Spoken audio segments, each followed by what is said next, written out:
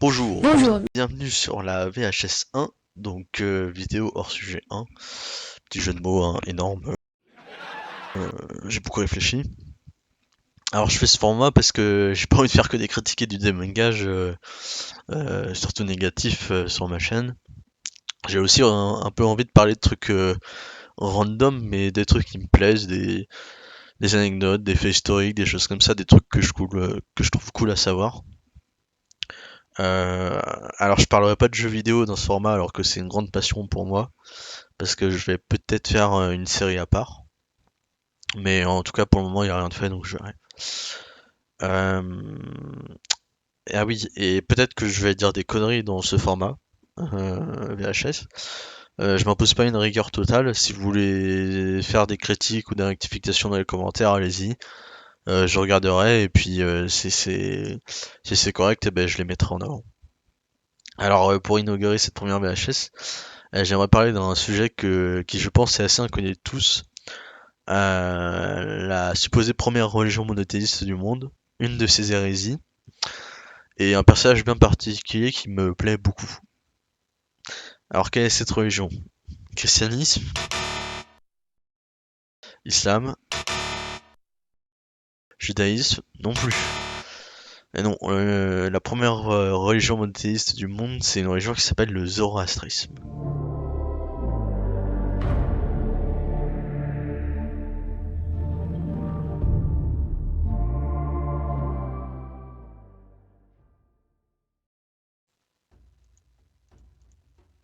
Alors ceci tire son nom de Zoroastre ou Zarathustra. Pour les adeptes de la philosophie, peut-être que cela vous parle, c'est une personne dont fait référence Nietzsche dans son bouquin le plus connu, Ainsi parlait Zarathustra. Donc c'est une religion qui naît au cours du deuxième millénaire avant Jésus-Christ en Perse et qui va être en gros, grosso modo, sa religion principale pour très longtemps, jusqu'à l'arrivée des musulmans en 651. Donc la divinité principale de la région c'est Ahura Mazda. Pour les Zoroastriens, Ahura Mazda c'est le créateur du ciel et de la terre. Il est aussi l'esprit suprême qui donne naissance à deux principes opposés, qui sont le Spanta Minyu, l'Esprit Saint, et Orgra Minyu, le mauvais esprit. Si on parle plus de monothéisme que de dualisme, c'est que ces deux esprits ils sont à l'intérieur de tous les êtres vivants, mais seul Ahura Mazda a vraiment la stature céleste et est donné comme un grand gagnant contre le mal à la fin des temps, lorsqu'apparaîtra un Sayoshan Shiant, un sauveur. Désolé pour les prononciations, hein, je ne sais pas prononcer le perse. Euh, et donc les croyants doivent suivre un code de conduite qui est bonne pensée, bonne parole, bonnes actions, afin de suivre la voie du bien. On y retrouve aussi déjà le concept d'âme, et que les croyants vont soit au purgatoire, soit au ciel. Alors je vais pas rentrer dans tous les détails, hein, mais c'est une religion un peu métal. Le feu c'est le symbole divin, et de grands feux sont entretenus. Et les temples, c'est pas des églises comme chez nous, non, c'est des temples du feu. Voilà, donc ça en jette déjà. Euh, et alors tenez-vous bien, nous, les morts, qu'est-ce qu'on en fait? On les enterre. Alors eux, ce qu'ils font, c'est que ils les rassemblent dans ce qu'on appelle une tour de silence. Alors déjà, rien que le nom, on dirait une tour qui peut avoir de Sauron, quoi. Et en fait, c'est des tours ouvertes où les morts, en fait, ils sont enduits de cire et ils sont dévorés par les oiseaux de proie pour qu'ils soient emmenés dans le ciel. Voilà. Alors, la région était bien organisée, hein, il y avait des, euh, des prêtres, etc., tout ça. Et elle avait, elle a un texte sacré qui s'appelle l'Avesta. La région, elle est toujours pratiquée aujourd'hui. On estime environ à 190 000 croyants selon Wikipédia. Sachant qu'en fait une bonne partie est en Inde. Pourquoi? Parce qu'en fait ils ont été chassés par les...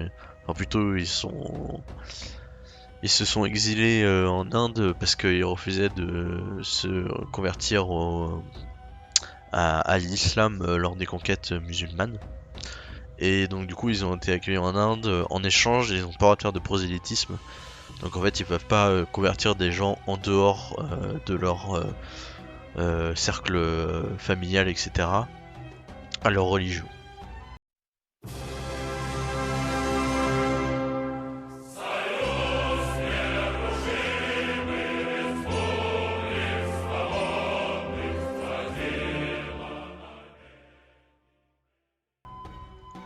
Mais revenons en arrière. Je laisse de côté les divers événements qui ont eu lieu et je me permets de faire un saut dans le temps et vous parler d'une hérésie qui est apparue à la fin du 5e siècle de l'Empire sassanide, donc qui est plus ou moins l'équivalent d'un Perse actuel, un peu plus gros. On sait pas trop si le mouvement vient du zoroastrisme directement ou du manichéisme, qui est une autre religion qui est vraiment, pour le coup, qui est vraiment très dualiste entre le bien et le mal. D'où, si vous l'ignorez, vient l'adjectif manichéen. Donc quand quelque chose est, voilà, le blanc contre le noir, le bien contre le mal, ça vient de manichéen, de la religion manichéiste. Pour résumer rapidement, donc la théologie du mazdakisme qui a été fondée par Mazdak. Donc eux, les mazdakistes, en fait, ils croient plus en fait, à un dieu de la lumière qui du coup se bat contre le mal, quoi. Mais en fait, ce qui est vraiment intéressant avec ce mouvement, c'est que on le présente. Alors, c'est très anachronique, hein, mais on le présente comme un précurseur du socialisme, voire même du communisme.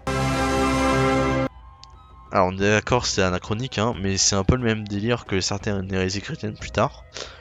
Mais là, il y a vraiment quelque chose qui est poussé à l'extrême parce que on va voir c'est quoi les doctrines. Donc oui, il a des doctrines assez extrêmes, hein.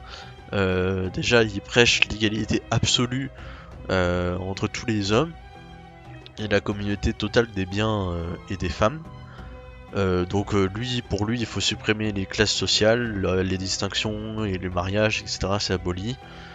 Ça va aussi de pair avec le fait d'une critique de la prêtrise zoroastrienne en fait, qui pour lui n'a pas existé en fait. Mazda qui prêche aussi que pour unir les hommes entre eux, il faut éliminer toute cause de convoitise et de discorde. Et c'est là où en fait on voit le lien après avec le socialisme en fait, c'est que pour lui il faut mettre en commun les biens. Et bon, alors bon ça c'est voilà, mais la mise en commun aussi des femmes, pour que parce que ça anéantit l'origine même du mal, parce qu'il n'y a plus de convoitise, du coup il n'y a plus de discorde. Sinon il y a un peu d'autres aspects aussi du mazdakisme, c'est en fait c'est de vivre une vie simple et pacifique. Donc rien que le fait de tuer, même des animaux, que ce soit pour manger ou pour du sport, et ben c'était interdit.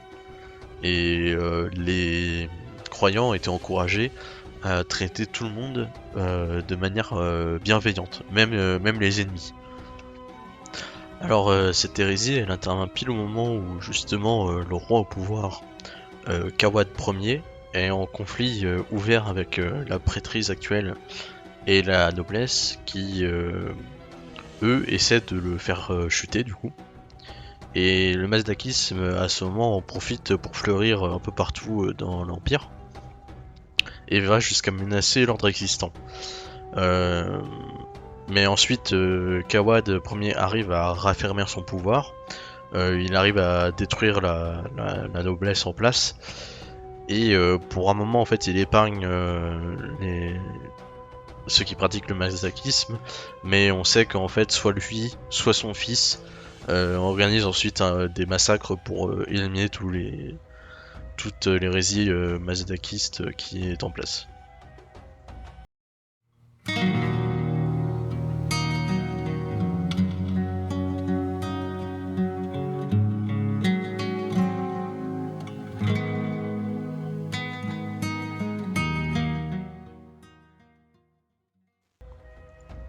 Nous sommes maintenant au 8e siècle.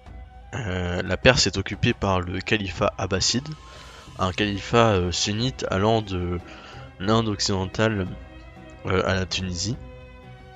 une secte apparaît. Cette secte, ce sont les Kuramites, littéralement ceux d'une religion joyeuse. Et cette secte plonge ses racines dans le mazdakisme. Et elle est en rébellion contre les Abbassides. Pourquoi? Eh bien, c'est suite à une exécution des Abbassides.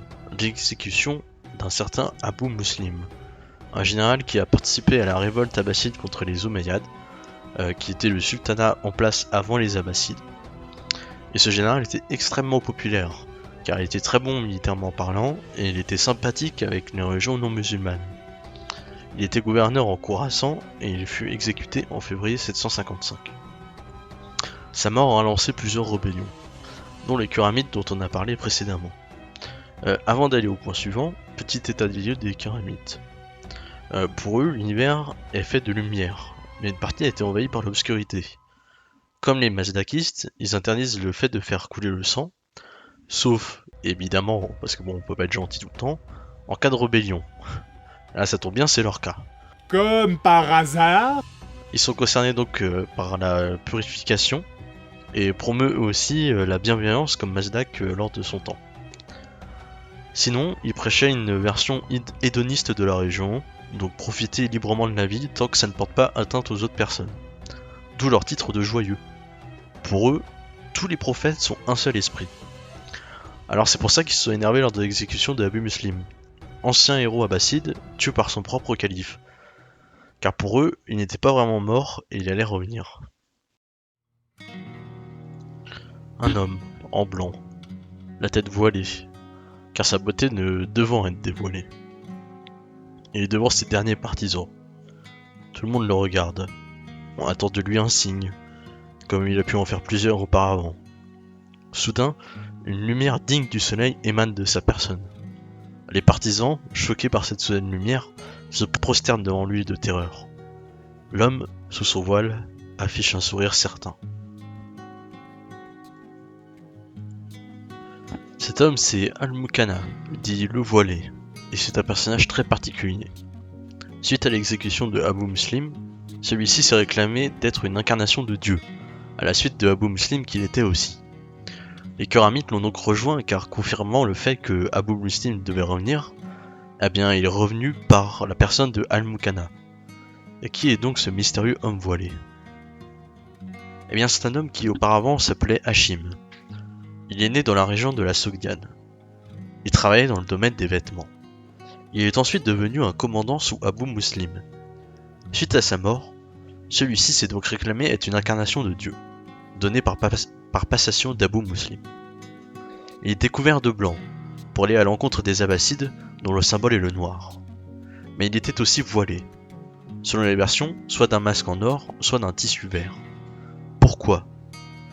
Ses adhérents disaient que sa beauté était tellement puissante qu'il ne pouvait enlever son voile. La vérité, elle, serait qu'il était en fait très laid et borgne. Ses adhérents aussi étaient vêtus de blanc, pour aller à l'encontre du sultanat abbasside. Ce personnage est entouré de mysticisme. Il pratiquait la prestigitation et l'illusion afin de renforcer son pouvoir et prouvant ainsi son incarnation de Dieu aux autres. Vous savez l'histoire du soleil venant de lui plus tôt. Eh bien, en fait, il aurait utilisé un système de miroir manié par ses femmes et ses serviteurs pour faire croire que la lumière provenait de lui. Il avait aussi l'habitude de faire surgir d'un puits une lumière qui se rapprochait de celle de la lune. Mais en fait, après la prise de sa forteresse, on s'est rendu compte qu'un bol rempli de mercure était au fond. Ce sont des exemples de magie qu'il aurait pratiquée. Si on résume ses actions, celui-ci a d'abord pris Boukhara, avant de menacer puis de prendre la province de Samarcande. Il aurait d'ailleurs fait des raids sur les mosquées, ce qui lui aurait attiré le courroux des Abbassides. Je ne vais pas plonger dans les batailles, etc. Mais sa forteresse principale aurait finalement été assiégée pendant, dit-on, des étés et des hivers, avant que sa garnison ne se rende affamée. Sa mort aurait eu lieu en 780. Pour éviter de montrer ses supercheries et pour faire croire qu'il avait disparu pour le paradis, il s'est lui-même brûlé et aurait tué ses femmes et ses serviteurs pour ne pas que ses secrets soient dévoilés. Et ainsi disparu Al-Mukana, le mystérieux homme voilé.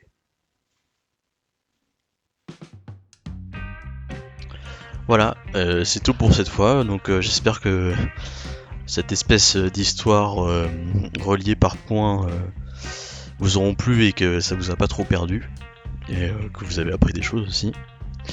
Pour information, la mort d'Al-Mukana ne signa pas la fin de la révolte des Kuramites, qui elle se serait terminée en 837 avec l'exécution de Babak, le leader principal. En sachant que ces forces, elles se sont pas toutes rendues, et certaines sont parties de l'Empire byzantin afin de continuer le combat à l'extérieur. N'hésitez pas à faire des retours, c'est surtout un épisode de test, et ce format devrait être assez régulier car assez prenant à faire. Voilà, au revoir.